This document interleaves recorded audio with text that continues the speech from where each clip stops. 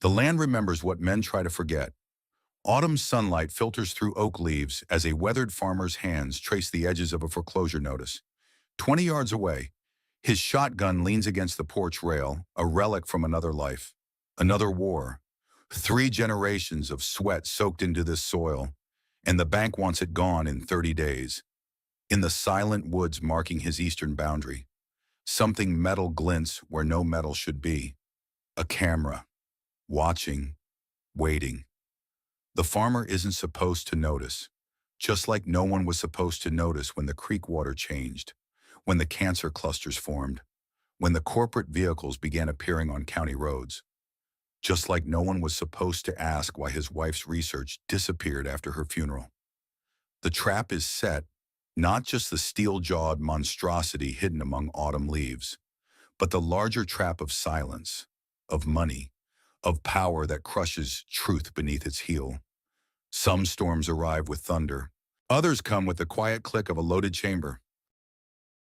Robert Bob Caldwell's weathered hands gripped the steering wheel of his ancient Ford pickup as the first fingers of dawn stretched across the eastern sky. The truck rattled over the uneven dirt road that wound through his property, its familiar complaints a soundtrack to his morning routine. At 58, Bob's face carried the etchings of decades under the Midwest sun, deep lines around his eyes that spoke of both laughter and hardship, skin tanned and roughened by seasons spent tending to the land. The radio crackled with the morning agricultural report, the forecaster's voice cutting in and out as the truck navigated the rolling terrain of Oak Creek Valley. Commodity prices continuing their downward trend for the third consecutive month. Midwest farmers facing potential losses. Corporate acquisitions of family farms reaching a 10-year high. Bob reached over and snapped it off. He didn't need a radio to tell him what he already knew. The 120-acre farm that had been in the Caldwell family for 3 generations was hanging by a thread. And that thread was fraying fast after 3 years of drought and plummeting crop prices. "What do you think, Duke?" he asked the aging German shepherd beside him. The dog's ears perked up at the sound of his name, but his eyes remained fixed on the passing landscape, ever vigilant. "Think we'll get that rain they've been promising." Duke offered a low whine in response as Bob steered the truck toward the eastern boundary of his property. The morning inspection had become more important lately. 3 neighboring farms had already been sold to Heartland Agricultural Investments, a subsidiary of some faceless corporation out east. Strange vehicles had been spotted on the county roads, men in expensive SUVs with city plates looking out of place against the backdrop of cornfields and open sky. The truck crested a small hill, and Bob slowed to a stop. From this vantage point, he could see most of his eastern acreage, the cornfields ready for harvest, the old oak grove that had given the valley its name, and beyond that, the property line where his land butted up against what used to be the Johnson place before the bank took it. Something caught his eye, a flash of metal in the tree line that shouldn't have been there. Bob narrowed his eyes and scanning the area more carefully. "Stay!" he commanded Duke as he climbed out of the truck, reaching behind the seat for his binoculars. The morning air held autumn's bite, and his breath formed small clouds as he trained the binoculars on the tree line. There it was again, definitely metal, definitely not belonging to anything of his. Bob returned to the truck, this time retrieving the shotgun he kept secured behind the seat. He hadn't served 20 years in the Army to be caught unprepared on his own land. "Come on, boy," he said to Duke. "Let's check it out." I run on him. They moved across the field with practiced efficiency, Bob's boots crushing the fallen leaves as they approached the tree line. Duke's posture changed, his body lowering slightly, ears forward. He'd spotted something. "Easy," Bob murmured, adjusting his grip on the shotgun. As they reached the trees, Bob spotted it, a small, sophisticated camera mounted on a tree trunk, its lens oriented toward his property. Next to it, barely visible and carefully camouflaged, was a motion sensor.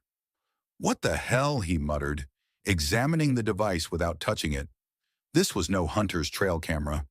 The equipment was high-end, the kind used for professional surveillance. Someone was watching his land, and they hadn't bothered to ask permission. Duke growled, his attention shifting to something deeper in the woods. Bob tensed, listening. The snap of a twig, too deliberate to be wildlife, came from about 50 yards to his right. "Who's there?" Bob called out, raising the shotgun to a ready position. "You're trespassing on private property." Silence. Then the unmistakable sound of someone moving quickly through the underbrush. Retreating. "Stay!" Bob commanded Duke again, then moved swiftly in the direction of the sound. His years in the military had taught him how to move through terrain like this, and despite his age, he closed the distance rapidly. He caught a glimpse of a figure male, dark clothing, moving with purpose, and then the man turned, spotted Bob, and broke into a run. "Hey!" Bob shouted. "Stop right there!" The man ignored him, crashing through the underbrush toward what must have been a vehicle parked on the old service road that ran along the edge of the property. Bob pursued, his breath coming harder now, the familiar burn in his lungs reminding him he wasn't 25 anymore. The man reached a black SUV with tinted windows and no visible markings. As he yanked the door open, Bob finally caught up, grabbing the man's shoulder and spinning him around. "Who the hell are you?" Bob demanded, keeping the shotgun pointed at the ground but ready. The man was younger than Bob by at least a decade, with close-cropped hair and the build of someone who spent considerable time in a gym rather than working land. His eyes flicked to the shotgun, then back to Bob's face, calculating. "Private investigator," he said smoothly, reaching slowly toward his jacket. "I'm just doing my job." "Don't," Bob warned, raising the shotgun slightly. "Keep your hands where I can see them. What's a private investigator doing setting up cameras on my property without permission?" The man's expression hardened. "Look, Mr. Caldwell, you should walk away from this. Some things are bigger than your little farm problems." The fact that the man knew his name sent a chill down Bob's spine. "You're on my land. That camera is on my land. Either you start explaining, or I'm calling the sheriff." A flicker of something amusement crossed the man's face. "Go ahead. Call Sheriff Myers. See how far that gets you." Before Bob could respond, the man moved with unexpected speed, shoving Bob backward and diving into the SUV. The engine roared to life, and the vehicle peeled away, spraying gravel and leaving Bob standing in a cloud of dust, his mind racing with questions. Duke appeared at his side, hackles raised as they watched the SUV disappear. Bob reached down to pat the dog's head, his thoughts turning to the man's parting words. What did he mean about Sheriff Myers, and what was happening on his land that warranted professional surveillance? The camera. Bob turned and headed back to examine it more closely. Whatever was going on, that camera might hold some answers. As he reached the device, Bob heard something else, a faint, human sound coming from deeper in the woods. He froze, listening. There it was again, a moan, followed by what might have been a call for help. "Hello," Bob called out, moving cautiously toward the sound. Duke took the lead, nose to the ground, leading them off the path and into thicker underbrush. The sound came again, closer now, definitely human and definitely in distress. Bob pushed through a dense patch of brambles and stopped cold at what he saw. A woman lay on the ground about 20 yards ahead, her leg caught in what appeared to be a hunting trap, not the kind local hunters use for small game, but something more sophisticated and far more vicious. Blood stained the fallen leaves around her, and her face was pale with shock and pain. Bob moved quickly to her side, Duke circling the area, alert for danger. "Ma'am, try not to move," Bob said, kneeling beside her. "I'm going to help you."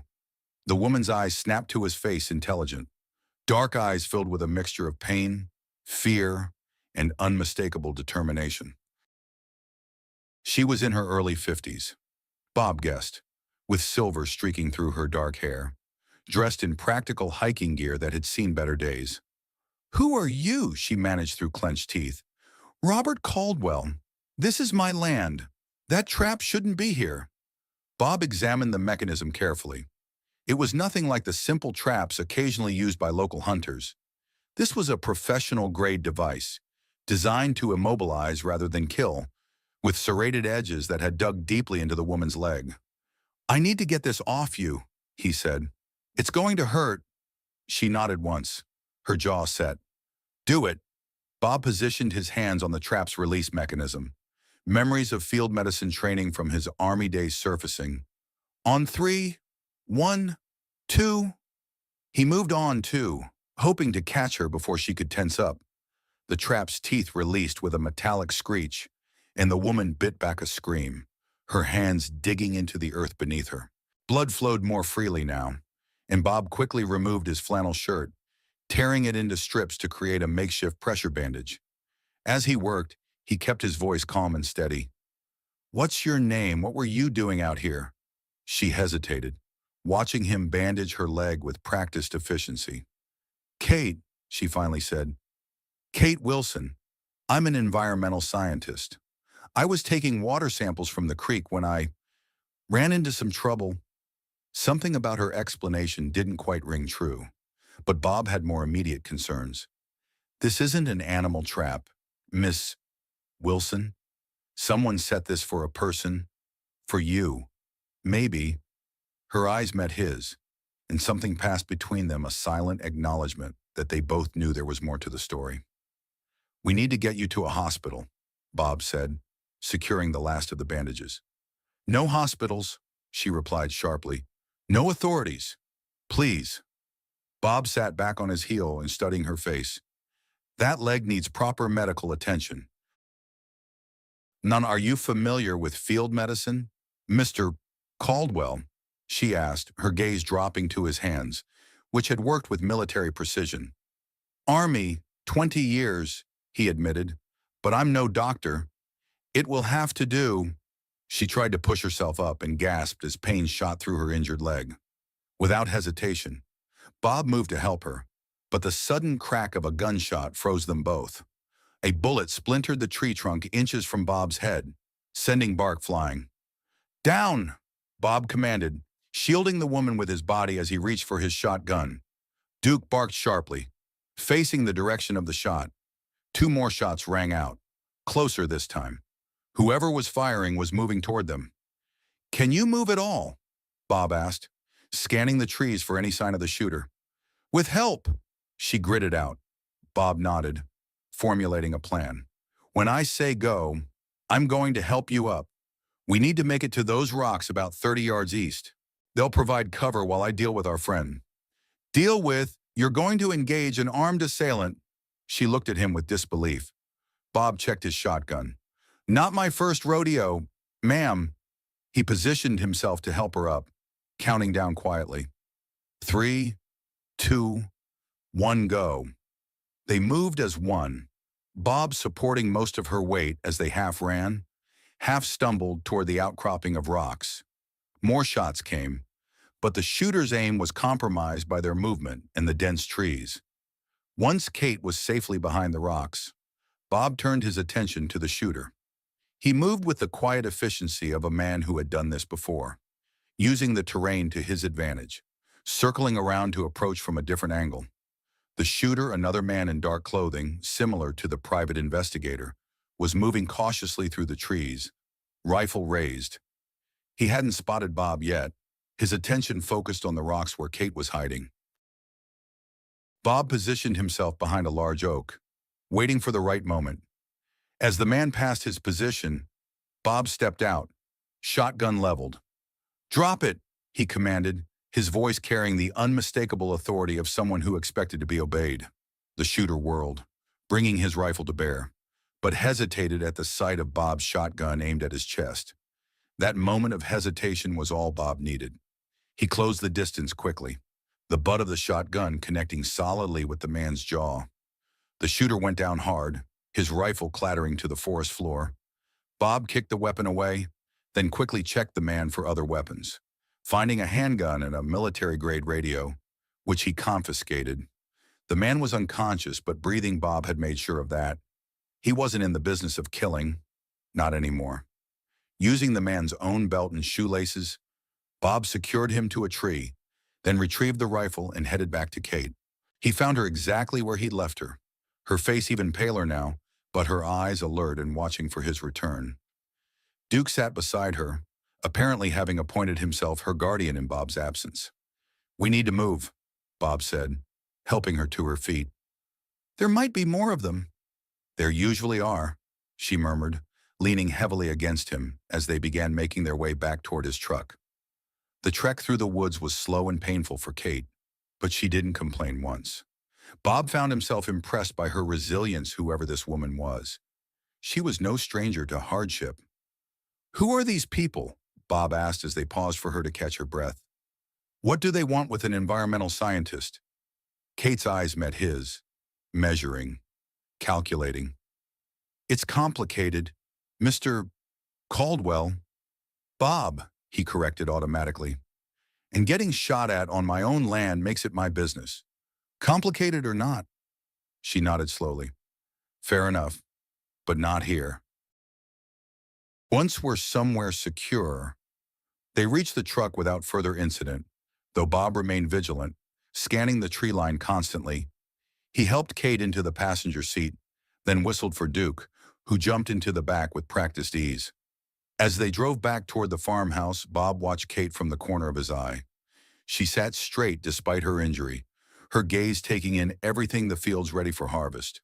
The weathered barn in the distance, the farmhouse that had stood for over a century. There was something in her assessment that went beyond casual observation, something almost professional in its thoroughness. "Environmental scientist." "Huh," Bob said, breaking the silence. A small smile touched her lips. Among other things, the farmhouse came into view, 2 stories of white clapboard with a wide front porch, a black tin roof, and windows that had witnessed generations of Caldwell history. It wasn't fancy, but it was solid and well-maintained, a testament to Bob's determination to preserve his family's legacy despite mounting financial pressures. Bob parked close to the front steps and helped Kate inside, settling her on the living room sofa. The interior of the house reflected its owner, practical, unpretentious, with furniture chosen for comfort rather than style. Family photos lined the mantel above the stone fireplace, tracking the Caldwell family through the decades. "I'll get my first aid kit," Bob said, heading toward the kitchen. "It's a bit more extensive than most." When he returned with the large metal box bearing Army medical insignia, Kate was examining a photo on the end table, Bob in uniform standing beside a smiling woman with kind eyes and a young girl of about 12. "Your family," she asked as he set the kit down and began sorting through supplies. "My wife, Eleanor, and our daughter, Lisa," Bob replied, his voice softening. "Eleanor passed 7 years ago. Cancer." He kept his focus on the medical supplies, not meeting Kate's eyes. "Lisa's in Seattle now, works for some tech company." "I'm sorry about your wife," Kate said quietly. Bob nodded his acknowledgement, then gestured to her injured leg. "I need to clean this properly. It's going to hurt worse than when I removed the trap." "Go ahead," she said, setting the photo down carefully. "I've had worse." Something in her tone made Bob look up, meeting her eyes. There was a story there, one he suspected few people had heard. As he cleaned and properly dressed her wound, Bob noted that Kate bore the pain with remarkable stoicism, her only reaction an occasional sharp intake of breath when he had to dig deeper to remove debris from the trap. "The good news is, no major arteries were hit," he said as he finished applying a proper pressure bandage. "The bad news is, you've got some deep tissue damage that really should be seen by a doctor." "You did fine," Kate assured him, examining his handiwork. "Military medical training. Combat medic for my first tour," Bob confirmed. "Picked up a few things that stuck with me." "Lucky for me." She attempted to shift position and winced. "You should rest," Bob said, standing to gather the used medical supplies. "I've got a guest room downstairs you can use. Belonged to my mother-in-law in her later years." Kate's expression turned wary. "Mr. Caldwell, Bob, you've been very kind, but I shouldn't stay. Those men, they'll come looking." "Probably," Bob agreed calmly. "But you're in no condition to go anywhere, and I have a feeling they'd find you whether you're here or not." He paused when studying her face. Besides, I've got questions that need answering, starting with why there's surveillance equipment on my property and men with guns chasing an environmental scientist through my woods. Kate held his gaze and then sighed. You deserve answers. But not all of them will be ones you want to hear. Truth rarely is, Bob replied, but I prefer it to comfortable lies. He glanced at his watch. I've got chores that need doing. You get some rest, and we'll talk after. He helped her to the guest room, a simply furnished space with a comfortable bed and windows that looked out over the eastern fields. Duke followed, settling himself on the rug beside the bed, as if he'd appointed himself her personal guardian. Looks like you've made a friend, Bob observed. Kate smiled, reaching down to pat the dog's head. Always been good with animals. They're better judges of character than most people. Bob nodded, then headed for the door. I'll check on you in a couple of hours. Try to rest. As he closed the door behind him, Bob's thoughts churned with questions. Who was this woman really? What kind of trouble had followed her onto his land? And why did he have the unsettling feeling that whatever she was involved in was about to become his problem too? Outside, he paused on the porch, surveying his land with a critical eye. The harvest couldn't wait much longer, but now he had injured strangers and armed men to deal with. And somewhere in the back of his mind, the private investigator's comment about Sheriff Myers nagged at him. With a sigh, Bob headed toward the barn. Whatever storm was brewing, he'd weathered worse. For now, the farm needed tending, mysterious woman or not. The afternoon sun cast long shadows across the barnyard as Bob finished the last of the day's chores. His back ached from hours spent preparing equipment for the upcoming harvest work that would normally be shared among several people. But the financial strain of recent years had forced him to let go of his hired help. Now it was just him, pushing his aging body through tasks designed for men half his age. As he washed up at the outdoor pump, the sound of tires on gravel caught his attention. He turned to see a familiar Sheriff's Department SUV coming up the drive, and his conversation with the private investigator from that morning immediately came to mind. Sheriff Frank Myers had been Oak Creek's top lawman for nearly 15 years. In his late 40s, with a perpetual 5 o'clock shadow and a belly that spoke of too many nights at the Rusty Nail Tavern. Myers was neither the best nor the worst sheriff the county had seen. He'd always been cordial enough with Bob, though they ran in different circles. Bob dried his hands on a rag and walked out to meet the approaching vehicle, mentally preparing for whatever this visit might bring. Afternoon, Sheriff, he called as Myers climbed out of his vehicle. Bob, Myers acknowledged with a nod. Thought I'd stop by, see how things are going out here. Bob's guard went up immediately. Myers had never made social calls to the Caldwell farm before. Things are going, Bob replied neutrally. Getting ready for harvest. What brings you all the way out here? Myers surveyed the farmyard, his gaze lingering on the house. Heard there might have been some trouble on your east property line this morning. Gunshots. Bob kept his expression neutral. That right who reported it? Myers shrugged. Anonymous call. Said they heard shots while hiking near your place. Not much hiking happens on private property. Sheriff, Bob pointed out. And I haven't reported anything. So there wasn't any gunfire, Myers pressed, his eyes now fixed on Bob's face. Did some target practice earlier? Bob lied smoothly. Getting ready for deer season. Myers nodded slowly, clearly not believing him but unwilling to push further without cause. Mind if I take a look around? Just to be thorough. Actually, I do mind, Bob said, crossing his arms. Unless you've got a warrant, this is private property. Something flashed in Myers's eyes, annoyance. Perhaps, or something more calculated. Come on, Bob, just trying to do my job here. And I'm just exercising my rights, Bob replied evenly. If there's been a crime reported, I'd be happy to make a statement at your office tomorrow. Myers studied him for a long moment, then seemed to make a decision. All right, have it your way. But Bob, he took a step closer, lowering his voice. Word is, Heartland Agricultural is making offers on every piece of land in this valley. Might be smart to at least hear what they have to say. The abrupt change of subject caught Bob off guard. What's Heartland got to do with gunshots? Sheriff Myers smiled, but it didn't reach his eyes. Just saying, times are changing. Smart man knows when to cash out. He glanced at the house again. You all alone out here these days? The hair on the back of Bob's neck stood up. Duke keeps me company, he said, gesturing to where the German shepherd had appeared in the doorway of the barn, watching the exchange with alert eyes. Good dog, Myers commented, though he took a subtle step back toward his vehicle. Well, if you change your mind about making a statement, you know where to find me.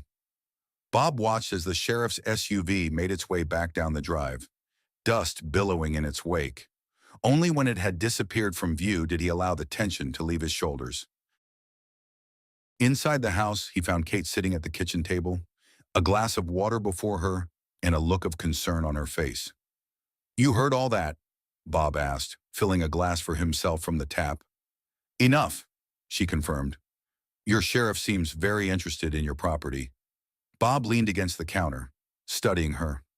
She looked better after a few hours of rest. Some color had returned to her face, though pain still tightened the corners of her eyes.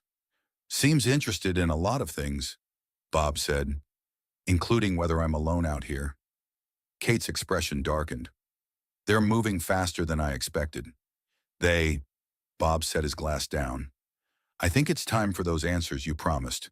Ms. Wilson, if that's even your name. She held his gaze for a long moment, then nodded once. It's not.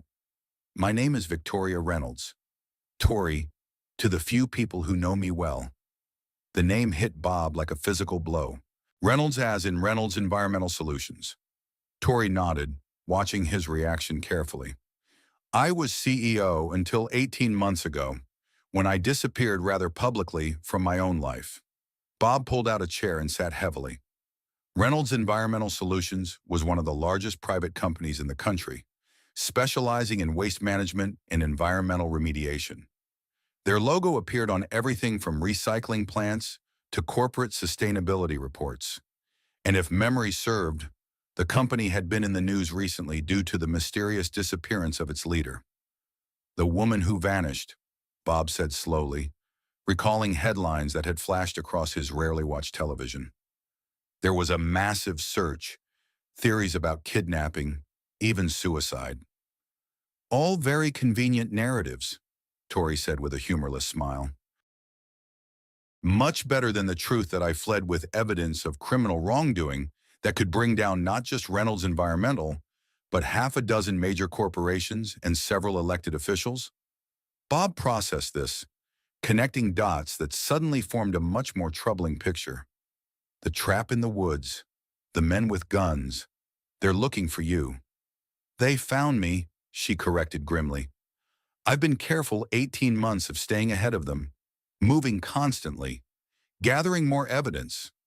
But someone made a mistake, or I did, and now they know I'm in Oak Creek Valley. What kind of evidence are we talking about? Bob asked, though a sick feeling in his stomach told him he already knew part of the answer. Tori's expression hardened. Evidence that Reynolds Environmental, under the direction of my half-brother Harrison, has been illegally dumping toxic waste into groundwater systems across 5 Midwest states for the past decade. Evidence of bribes paid to local officials to look the other way. Evidence of a deliberate cover-up when cancer rates in affected communities began to rise. Bob felt the blood drain from his face. Cancer rates. Tori's eyes softened with sudden understanding. Your wife. Eleanor was diagnosed with a rare form of liver cancer, Bob said, his voice rough with emotion he thought he'd buried years ago. Doctors couldn't explain it. She was healthy, didn't drink, didn't smoke, then suddenly stage 4. Gone in 8 months. I'm so sorry, Tori said quietly. When did she get sick? 9 years ago. Diagnosed 8 years ago. Bob's mind was racing now, connecting dates, recalling conversations with neighbors who had also lost loved ones to unexplained illnesses. There were others in the valley, The Johnsons lost their teenage son to leukemia. Old man Patterson. Liver cancer. Same as Eleanor.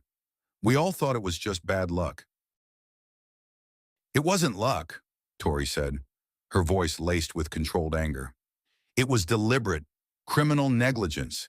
And when reports of unusual cancer clusters began to surface, Reynolds Environmental, my company, paid to have them buried. Bob stood abruptly, unable to sit still with the implications of what she was saying.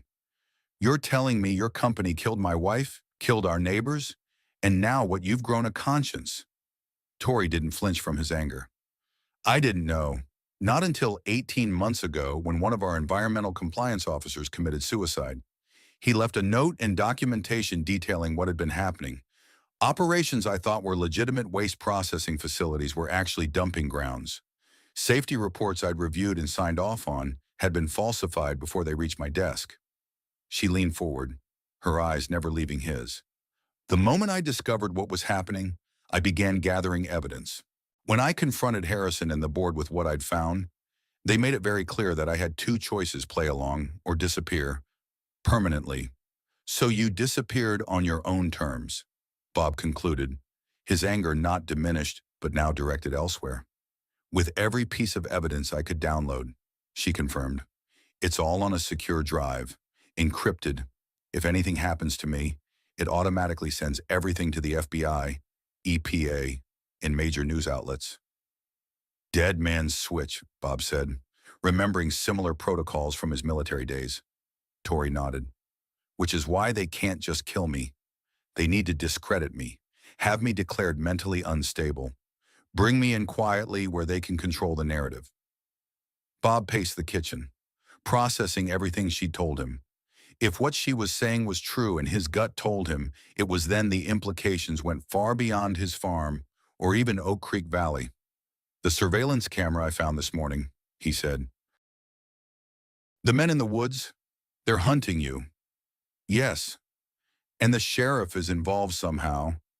Local law enforcement is often the first target for bribes, Tori said grimly, especially in areas where operations are active. Bob stopped pacing, a new thought occurring to him.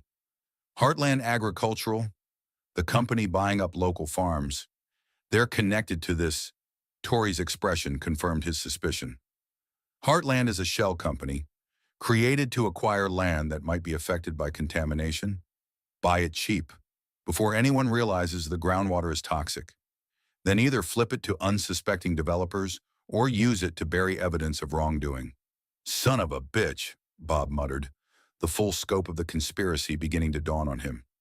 They've bought 3 farms in the valley already, been making offers on at least a dozen more, including mine. Your property would be particularly valuable to them, Tori noted.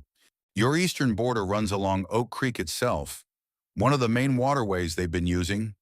Bob's mind flashed to the letter he'd received that morning, another notice from Midwest Agricultural Bank, warning that his loan was in default and foreclosure proceedings would begin within 30 days if payment wasn't received.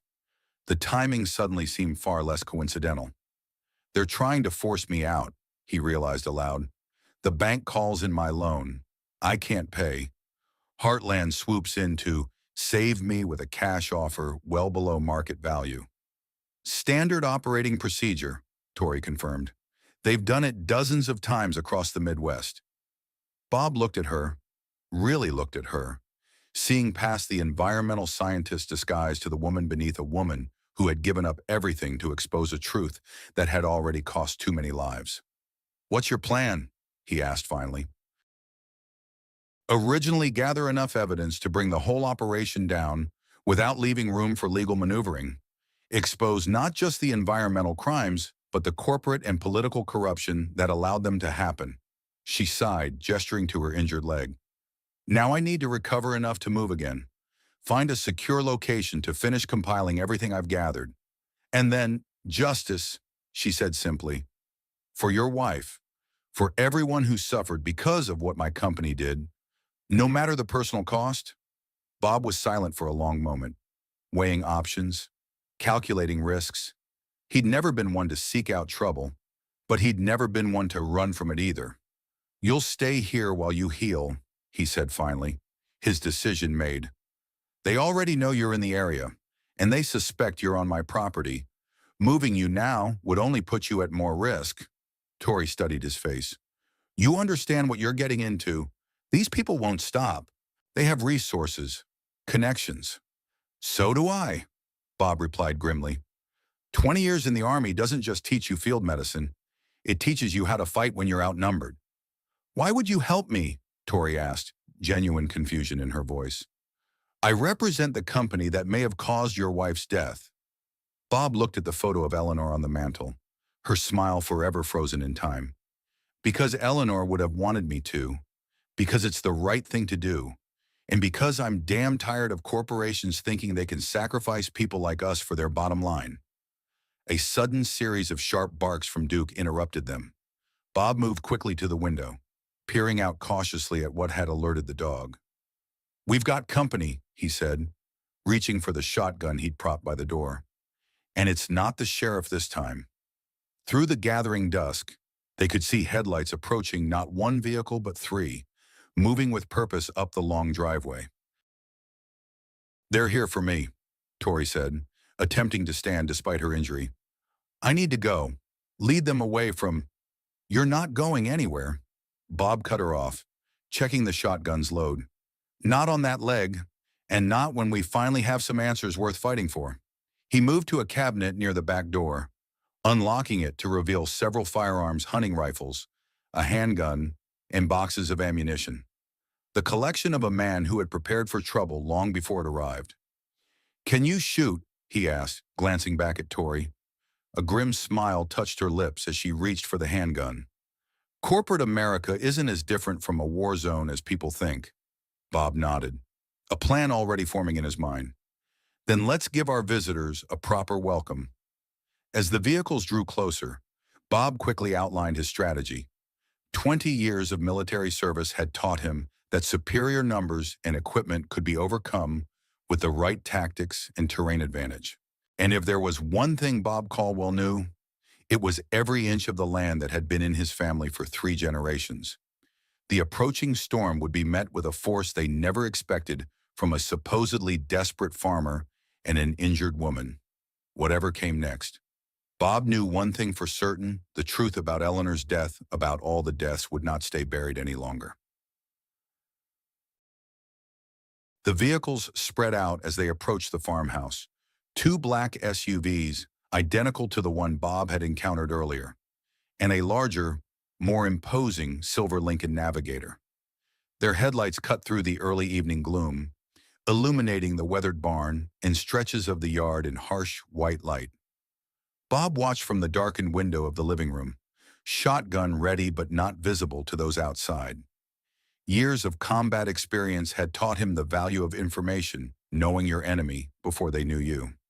5 men from the SUVs, he reported quietly to Tori, who had positioned herself near the kitchen doorway. Out of sight, but with a clear line of fire if needed. Military posture, moving with tactical spacing. Not just hired muscle, these guys have training. Private security, Tori confirmed. Harrison uses a firm staffed almost exclusively with ex-special forces. Expensive, but effective? Bob continued his assessment. Driver still in the Navigator. Someone else in the back seat. He narrowed his eyes, studying the silhouette visible through the tinted windows. Can't make them out clearly. Probably Harrison, Tori said, her voice tight. He likes to observe, but keep his hands clean. The 5 men from the SUVs had formed a loose perimeter around the farmhouse. One approached the front door directly while the others maintained positions of tactical advantage. Bob noted their professionalism with grudging respect. These weren't amateurs. The sharp knock that came was expected, but still sent a jolt of adrenaline through Bob's system. He nodded to Tori, who had flattened herself against the wall, out of sight from any windows. Mr. Caldwell. A deep voice called through the door. We need to speak with you. It's a matter of some urgency. Bob moved to the door but didn't open it. Kind of late for social calls, he called back, and I don't believe we've met. My name is Mercer. I represent certain interests that have concerns about your property. If we could speak inside, I'm sure we can come to a mutually beneficial arrangement. I'm not in the habit of inviting armed men into my home. Mr. Mercer, Bob replied, whatever you have to say, you can say from there. A pause, then. We have reason to believe you're harboring a fugitive, Mr. Caldwell, a dangerous, mentally unstable woman who has stolen corporate property and may be armed. For your own safety, we need to search your premises. Bob allowed himself a small, grim smile. They were being careful, no direct threats, no admission of who they really worked for, just enough plausible deniability to cover whatever came next. Unless you've got a badge or a warrant, you've got no right to search anything, Bob responded. And the only danger on my property right now is trespassing. Another pause. Longer this time. Bob could almost hear the men outside recalibrating their approach. Mr. Caldwell, Mercer's voice came again, harder now. You don't understand the situation you found yourself in. The woman you're protecting is not who she claims to be. She's wanted for corporate espionage and theft of proprietary information. If you turn her over to us now, there will be no consequences for your involvement. And if I don't, Bob asked, though he already knew the answer, then we can't be responsible for what happens next. Bob exchanged a glance with Tori, who nodded grimly. They'd expected this, the pretense of negotiation, before force was applied. Here's my counteroffer, Bob called through the door. You and your men get back in your fancy vehicles and leave my property immediately. Otherwise, I start making phone calls, FBI, state police, maybe a few reporters I know from my Army days. I'm thinking they'd be very interested in why armed men are threatening a farmer on his own land. A longer silence followed, then the sound of a car door opening and closing. New footsteps approached the porch lighter, more measured. Robert, a new voice called, cultured and commanding. My name is Harrison Reynolds. I believe you have my sister. Bob saw Tori stiffen at the sound of her half-brother's voice.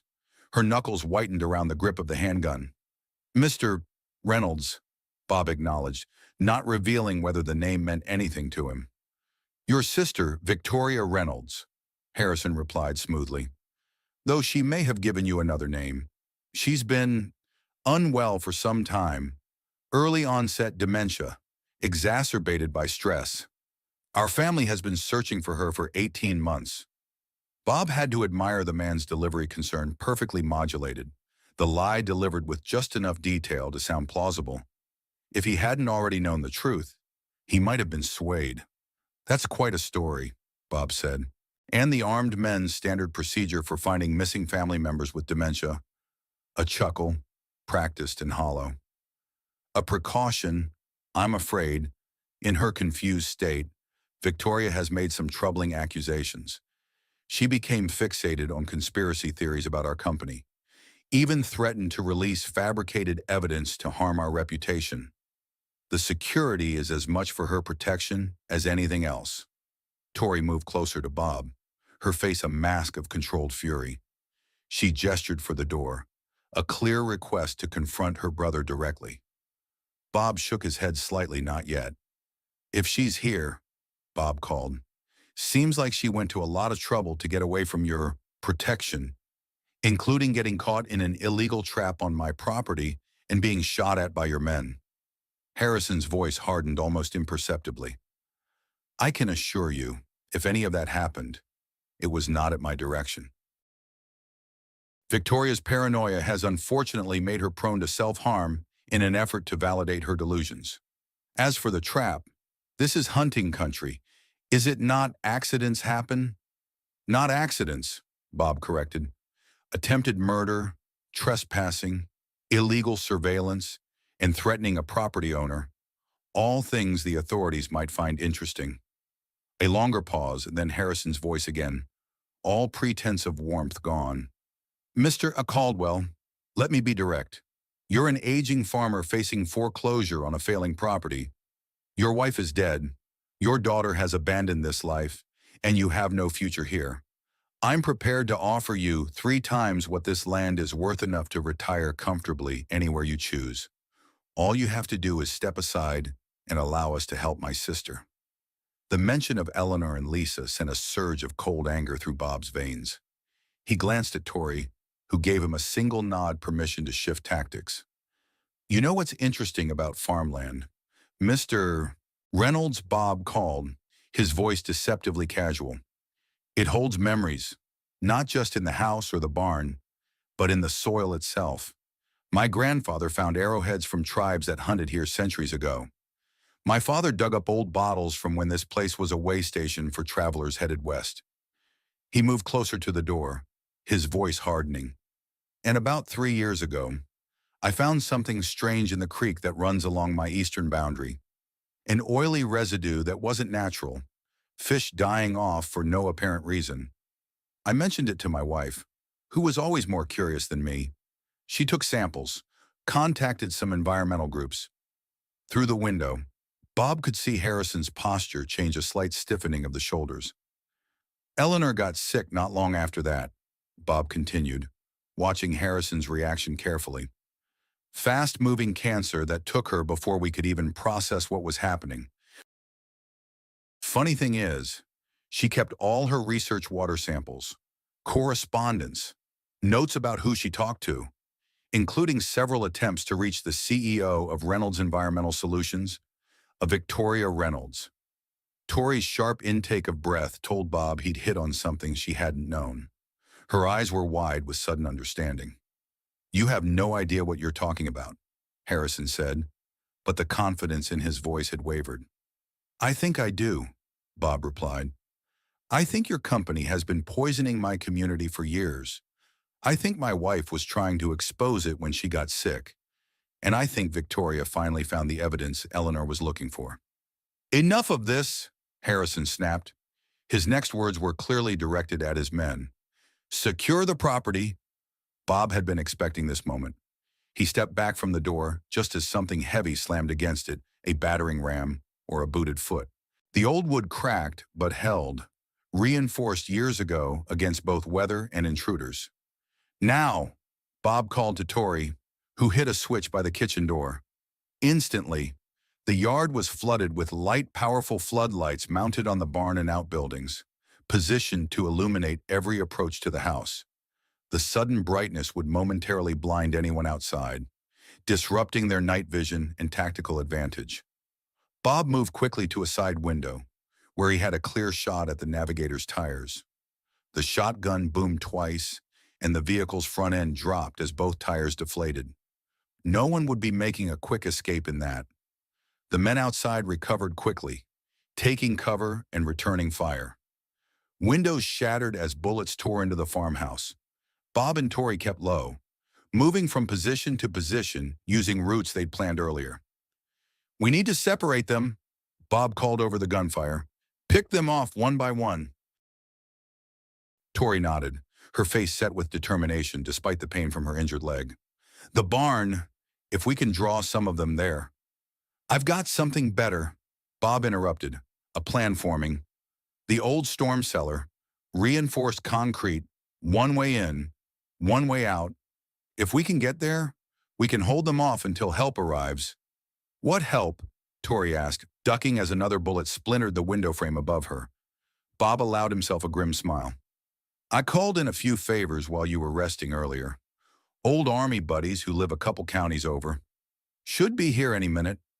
As if on cue, the sound of approaching vehicles could be heard over the gunfire, not from the driveway, but from the back access road that wound through the western fields. Harrison won't give up easily, Tori warned, checking the ammunition in her handgun. Neither will we, Bob replied, moving toward the kitchen. There's a passage from the pantry to the storm cellar. Used it during tornado season when I was a kid. We'll have about 20 yards of open ground to cover when we exit the back of the house. Tori nodded, understanding the risk. I'll slow you down with this leg. Then I'll carry you if I have to, Bob said simply.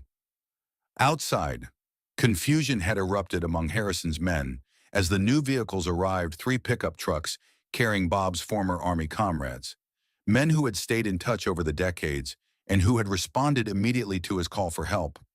The diversion gave Bob and Tori the opening they needed. As Harrison's security team split their attention between the house and the new threat, Bob led Tori through the pantry and into the hidden passage, a narrow crawl space that ran beneath the back porch, and emerged near the old oak tree that had stood sentinel over the Caldwell farm for generations. "Almost there," Bob encouraged as they reached the exit. Tori's face was pale with pain, but her determination never wavered. They burst from the passage into the night air, Bob supporting much of Tori's weight as they made for the storm cellar 20 yards away. Gunfire erupted behind them as one of Harrison's men spotted their escape, but the shots went wide. Bob's friends returned fire, providing covering suppression that forced the security team to take cover. Duke appeared from the shadows, racing ahead of Bob and Tori to the storm cellar, as if guiding them to safety. They had almost reached the cellar doors when a figure stepped from behind the nearby tool shed Mercer, his weapon raised and aimed directly at them. "End of the line," he said calmly, finger tightening on the trigger. The shot that rang out came not from Mercer's gun, but from behind Bob and Tori. Mercer's expression registered surprise before he crumpled to the ground, his unfired weapon falling from his grasp. Bob turned to see a figure emerging from the darkness, a young woman with his eyes and Eleanor's determined chin, a rifle held with practiced confidence in her hands. "Lisa," Bob gasped, shock momentarily overriding everything else. "Hi, Dad," Lisa Caldwell said grimly, moving forward to help support Tori. "Looks like I got home just in time." Questions flooded Bob's mind, but survival took precedence. Together, they managed to get Tori into the storm cellar, securing the heavy doors behind them. The concrete structure, built to withstand tornadoes, would hold against anything short of military-grade explosives. Inside, battery-powered lanterns cast a warm glow over the space, larger than might be expected. With supplies that spoke of Bob's preparedness, a ham radio sat on a small table, already crackling with activity. "Your friends are driving Harrison's men back," Lisa reported, listening to the radio chatter. "They've called the state police, ETA, 20 minutes. How?" "So," Bob began, still struggling to process his daughter's sudden appearance. Lisa's expression softened slightly. "I've been monitoring Reynolds Environmental for months. Dad, ever since I found Mom's research in the attic last time I visited, when I saw your name pop up in some encrypted communications I was tracking, I caught the first flight out of Seattle." Bob looked at his daughter, really looked at her for the first time in years. Gone was the rebellious teenager who had fled the farm as soon as she could. In her place stood a confident young woman with skills he hadn't known she possessed. "You knew about Reynolds, about what they did to your mother." Lisa nodded, her jaw tightening in a way that reminded him painfully of Eleanor. "I suspected. I work in cybersecurity now. Been using those skills to dig into Reynolds and their subsidiaries. When Victoria Reynolds disappeared 18 months ago, I knew something big was happening." She turned to Tori, who was watching this reunion with a mixture of pain and something like hope. "I never expected to find you here. Ms. Reynolds, your encryption protocols are impressive." "Clearly not impressive enough," Tori replied with a wry smile despite her pain. "Wait," Bob interrupted, pieces clicking into place. "You knew who she was the moment you saw her." "I've been studying her case file for months," Lisa confirmed. "Reynolds Environmental is responsible for what happened to Mom and dozens of other families. Ms. Reynolds was trying to expose it all when she disappeared." Above them, the sounds of the firefight were diminishing. Harrison's men were in retreat, outmaneuvered by Bob's friends who knew the terrain intimately. "State police will be here soon," Lisa said, checking her watch. "But Harrison Reynolds won't be easily stopped. He has connections in law enforcement, politics." "We have evidence," Tori said, reaching into her pocket to produce a small, encrypted flash drive. "Everything they've done, everyone they've paid off, the complete operation." Lisa eyed the drive with professional interest. "With that and what I've already gathered, we could build a case even their lawyers couldn't dismantle." Bob looked between his daughter and Tori. These two women who had each, in their own way, been fighting the same battle he hadn't even known was being waged. A battle for truth, for justice, for Eleanor. "So what happens now?" he asked. Tori met his gaze steadily. "Now we take the fight to them, on our terms." Outside, the wail of approaching sirens cut through the night. The first battle was ending, but the war for justice was just beginning. And for the first time since Eleanor's death, Bob felt something he had almost forgotten: hope. In the storm cellar beneath the land his family had tended for generations, surrounded by the unlikely allies fate had brought together, Robert Caldwell made a silent promise to his late wife. The truth she had died seeking would finally come to light, and those responsible would face the consequences, no matter how powerful they thought they were. The storm had come to Oak Creek Valley, not the kind that could be weathered in a cellar, but the kind that would cleanse the land of long-buried poisons. And when it passed, perhaps something new could grow from soil too long contaminated by greed and corruption. 3 months after the storm broke over Oak Creek Valley, the scars remained visible: splintered wood on the old farmhouse, freshly turned earth where toxic soil was removed. A quiet cemetery where Eleanor Caldwell's grave now bears a small bronze plaque: "She sought the truth." The headlines have faded. Corporate empires rarely collapse completely, they merely transform. But in courtrooms across 5 states, the wheels of justice continue turning, grinding slowly but with purpose. Some nights, Robert Caldwell sits on his porch watching headlights on distant roads and wonders if it was all worth it. The blood spilled, the trust broken, the quiet life forever altered. Then morning comes. The sun rises over fields where clean water once again flows through ancient creek beds. In the renovated barn, environmental researchers led by a scientist with silver-streaked hair and a farmer's daughter with her mother's determined eyes document the land's slow healing. There is a different kind of harvest now, not just of corn and wheat, but of accountability, of redemption. They say the most valuable things a farmer knows cannot be written in books. They must be learned through seasons of loss and growth. Perhaps the same is true of justice. Perhaps some storms must break us before they can cleanse us. What would you risk to uncover a buried truth?